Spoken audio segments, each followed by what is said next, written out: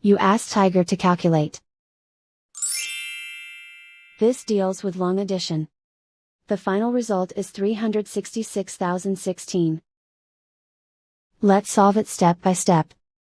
Rewrite the numbers from top to bottom, aligned by their place values. Add up the digits in each column, from right to left. 6 plus 0 equals 6. 3 plus 8 equals 11. Carry 1 to the hundreds place. 1 plus 5 plus 4 equals 10. Carry 1 to the thousands place.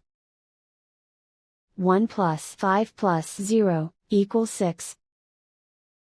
2 plus 4 equals 6. Write 3 in the hundred thousands place. And so the final result is 366,016.